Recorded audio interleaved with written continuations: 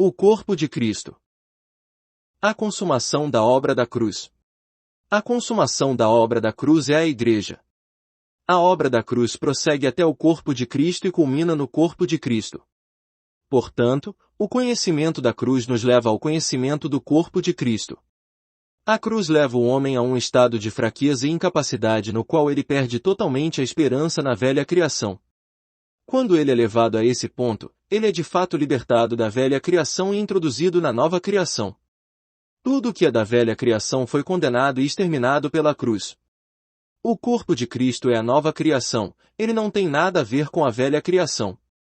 Se nos valemos de métodos, táticas e habilidades humanas, que usávamos no passado, para lidar com os assuntos da Igreja, o resultado só poderá ser desastroso.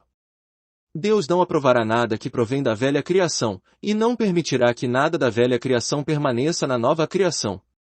Tudo o que é da velha criação deve passar pela cruz e permanecer nela. A Igreja não utiliza nada que vem do velho homem. A Igreja somente aceita o que vem de Cristo. Quando o homem caiu, ele o fez por causa dos próprios conceitos, escolhas e juízos. Portanto, Deus não permitirá que coisa alguma que provenha da velha criação tome o controle. A espinha dorsal do homem natural deve ser quebrada, o músculo de sua coxa deve ser tocado. Antes de submeter-se a Deus, ele deve tornar-se coxo e cair de rosto em terra. É isso que Deus faz na nova criação. Ele esmaga tudo que é da velha criação, e nos constitui de tudo que provém de Cristo, para que nos tornemos o corpo de Cristo na prática. Eu vi a maldade da carne do homem há 12 anos em Filipenses 3. Romanos 5 e João 5. Durante 7 meses hesitei em fazer qualquer coisa, porque sabia que tudo que provinha da carne seria rejeitado por Deus. Deus deseja remover do homem tudo que provém da carne. Os filhos de Deus devem primeiramente lidar com a vida natural. Se eles o fizerem, estarão espontaneamente no corpo, porque o corpo de Cristo é composto de tudo que provém de Cristo. Nada que é do velho homem pode permanecer no corpo.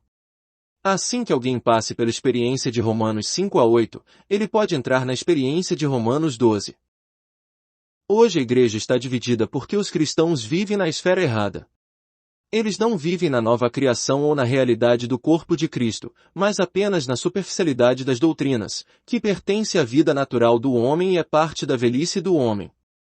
Se cada cristão estiver disposto a passar por tratamento e a deixar para trás as coisas naturais e a velha criação, e se cada um deles tiver disposição para viver na realidade do corpo de Cristo, não haverá mais divisões. Que o Senhor tenha misericórdia de nós para que vejamos o que é o corpo de Cristo. Que a obra da cruz nos introduza no corpo de Cristo. O corpo de Cristo é a expressão de Cristo.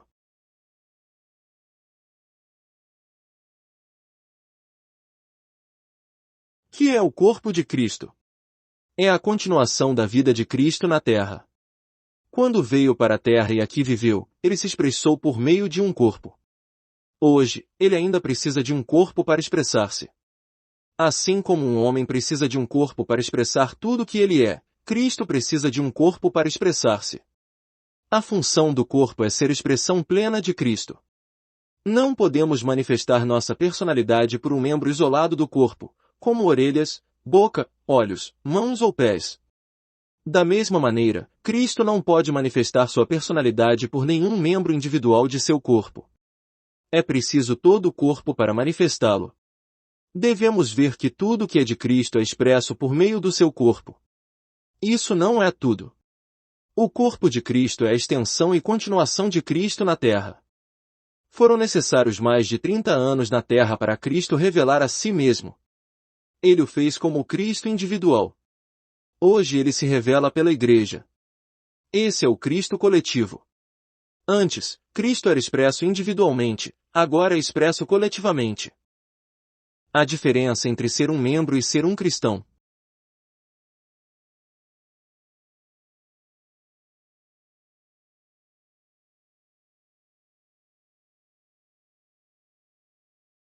O Novo Testamento nos mostra que há diferença entre ser membro e ser cristão. Ser cristão é individual, ao passo que ser membro é coletivo. Ser cristão se faz por si mesmo, ao passo que ser membro é para o corpo.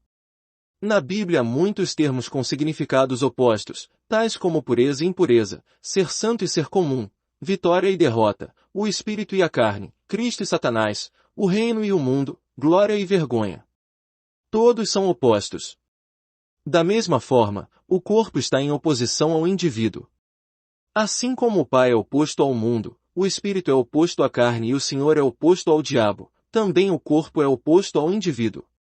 Uma vez que a pessoa vê o corpo de Cristo, ela está livre do individualismo, e já não viverá para si mesma, mas para o corpo.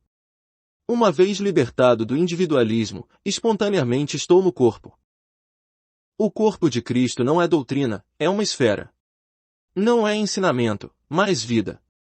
Muitos cristãos procuram ensinar a verdade do corpo, mas poucos conhecem a vida do corpo. O corpo de Cristo é uma experiência numa esfera totalmente diferente. Uma pessoa pode conhecer o livro de Romanos sem ser justificada. Igualmente, pode-se conhecer o livro de Efésios sem se ver o corpo de Cristo. Não necessitamos de conhecimento, mas de revelação para conhecer a realidade do corpo de Cristo e entrar na esfera do corpo. Apenas uma revelação de Deus nos introduzirá na esfera do corpo, e somente então o corpo de Cristo se tornará a nossa experiência.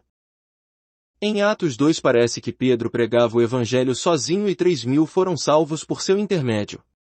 Mas devemos lembrar-nos que os outros 11 apóstolos estavam com ele. O corpo de Cristo pregava o Evangelho, não era a pregação de um indivíduo. Se tivermos a visão do corpo, veremos que o individualismo não nos levará a lugar algum. Se percebermos que um cristão nada mais é que um membro, não nos orgulharemos mais. Tudo depende do que vemos. Os que veem que são membros certamente valorizam o corpo e honram os outros membros. Eles não veem apenas as próprias virtudes, mas prontamente reconhecem que os demais são melhores do que eles. Cada membro tem sua função, e todas as funções são para o corpo. A função de um membro é de todo o corpo. Quando um membro faz algo, todo o corpo o faz. Quando a boca fala, todo o corpo fala. Quando a mão trabalha, todo o corpo trabalha. Quando as pernas andam, todo o corpo anda. Não podemos separar os membros do corpo. Portanto, o movimento dos membros do corpo deve ter em vista o corpo. Tudo que os membros fazem deve ser para o corpo. Efésios 4 fala que o corpo cresce até ser varão perfeito, VRC. Não diz que os indivíduos crescem até ser varões perfeitos. No capítulo 3, a capacidade de conhecer o amor de Cristo e compreender qual é a largura, o comprimento, a altura e a profundidade do Senhor é com todos os santos. Ninguém pode conhecer ou compreender sozinho. Uma pessoa individualmente não tem tempo nem capacidade para experimentar o amor de Cristo de tal maneira. 1 Coríntios 12, 14 e 36 fala de dois conceitos errôneos que os membros têm. 1. Porque eu não sou do corpo. V15. Isso é menosprezar-se e ter inveja da obra dos outros. 2. Não preciso de vós. V21. Isso é orgulhar-se, achando que um homem pode ser todo inclusivo, e desprezar os outros. Os dois conceitos são nocivos para o corpo. Não devemos imitar outros membros nem ter inveja deles. Dessa forma não ficaremos desencorajados nem desistiremos quando descobrirmos que não podemos ser como os outros. Ao mesmo tempo, não devemos desprezar outros membros, pensando que somos melhores e mais úteis. Ter consciência do corpo.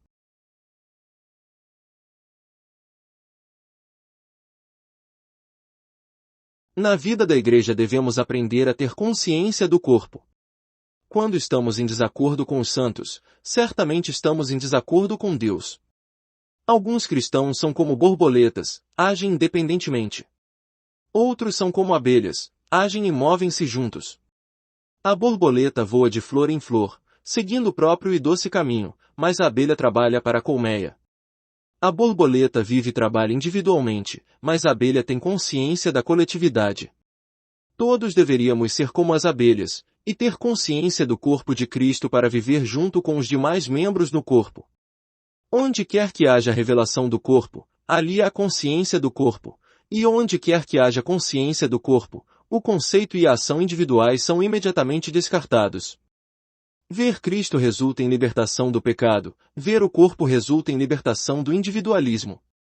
Ver o corpo e ser libertado do individualismo não são duas coisas, mas uma só. Assim que vemos o corpo, nossa vida e obra individuais cessam.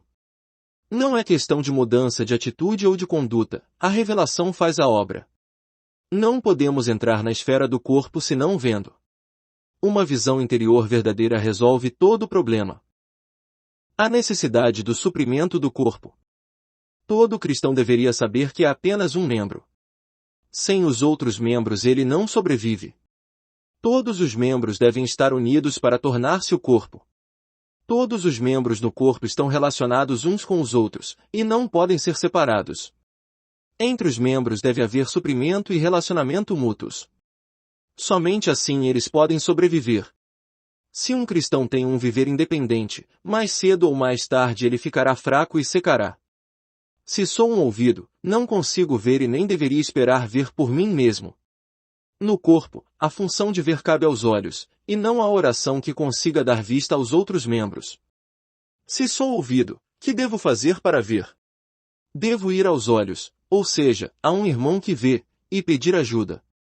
Para prosseguir com o Senhor, devemos reconhecer seu suprimento para nós no corpo e usufruir dele. Todo o corpo é edificado por meio da interdependência dos membros. Quando estive no Sudeste Asiático, tive uma conversa com alguns irmãos. Alguém perguntou, por que não vivo como antes? Que eu saiba, não cometi nenhum pecado em particular nem desobedeci o Senhor. Não tomei de volta a minha consagração nem mudei de ideia quanto ao dinheiro que ofertei ao Senhor. Exteriormente, parece não ter havido nenhuma mudança em minha condição espiritual. Mas por que não sou o mesmo de antes? Parece que perdi a alegria e a vitalidade que tinha antes. Eu respondi, a razão é que você tem vivido demais em si mesmo. Você não entrou na vida do corpo. Para ter um viver normal, um membro deve receber o suprimento dos outros. Se não vive no corpo de Cristo, uma pessoa não receberá o suprimento do corpo. Nenhum membro pode dizer que não precisa dos demais. Nenhum membro pode desligar-se dos demais e viver só. Romanos 12:3 diz, digo a cada um dentre vós que não pense de si mesmo além do que convém. Não nos devemos considerar elevados demais, nem achar que os outros são inferiores. Não devemos desprezar e rejeitar os outros membros do corpo. Pedro achava que os outros membros cairiam e fracassariam, mas ele não. Mas quando veio o teste, ele fracassou assim como todos os demais. Os que pensam de si mesmos além do que convém e desprezam os outros, mais cedo ou mais tarde terão problemas. No corpo de Cristo todos são membros e nada além de membros. Portanto, nenhum membro pode viver sem os outros, muito menos desprezá-los. A intercessão dos membros. Muitos temos a experiência de que, quando estamos secos e não temos como prosseguir, precisamos que outros irmãos intercedam por nós para que superemos o problema. Uma vez fiquei enfermo por 176 dias.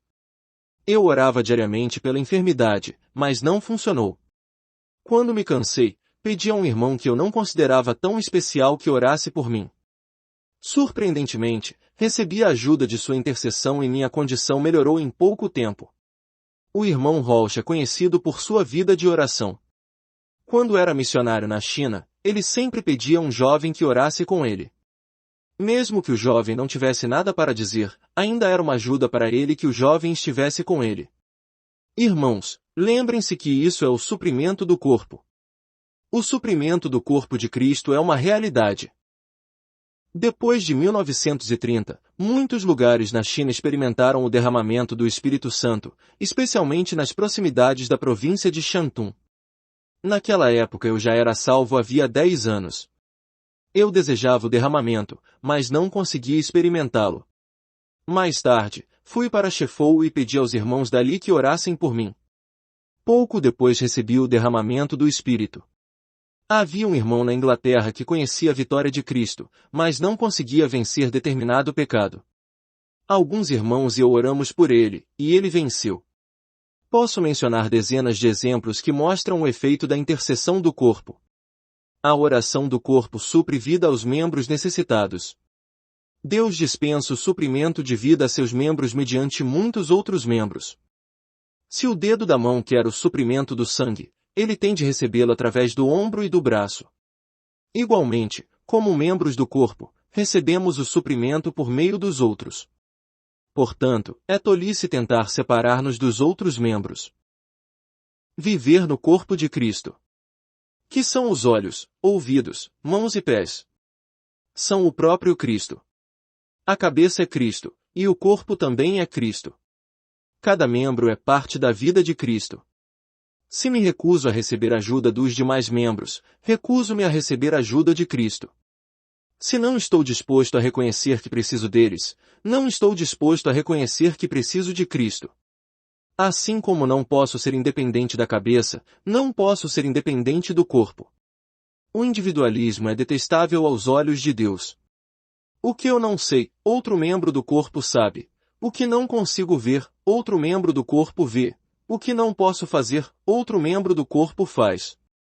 Portanto, devo permitir que os outros membros do corpo supram as minhas necessidades. Devemos sempre valer-nos da comunhão do corpo, pois é nossa vida. No Antigo Testamento, perder a comunhão era a pior punição que poderia sobrevir aos filhos de Israel. Eles serão eliminados do seu povo. LV 18:29. Isso é muito sério. Se fosse a intenção de Deus que vivêssemos individualmente, poderíamos prosseguir perfeitamente bem, separados uns dos outros. Contudo, Ele nos fez membros do seu corpo, portanto, não conseguimos crescer separados dos demais. Temos de ver a realidade do suprimento do corpo de Cristo, e aprender a viver no corpo e a receber o suprimento no corpo. No Antigo Testamento, o candelabro era colocado no santuário. Para que o homem visse a luz, ele tinha de entrar no santuário. No Novo Testamento, o santuário é a igreja. Se alguém quiser ver a luz, precisa vir para a igreja. Nas reuniões da igreja e entre os irmãos, a luz de Deus é muito mais forte que nas pessoas individualmente. Hoje, o santuário de Deus é a igreja, o próprio Deus habita na igreja. Portanto, sua luz está na igreja. Uma pessoa só pode ver a luz se vier para a igreja. Tudo que Cristo tem está em seu corpo. Quem diz que pode ser um cristão solitário é tolo. Mais cedo ou mais tarde, todos os cristãos individuais secarão. Uma vez que vivemos no corpo, recebemos o suprimento do corpo, não importando a nossa condição. Cada membro deve aprender a valorizar o suprimento do corpo e todos os membros. Devemos aprender a viver no corpo, isto é, no suprimento do corpo.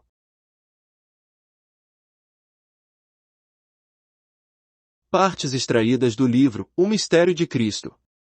Vatmanei. Inscreva-se no canal. Desfrutar é bem melhor.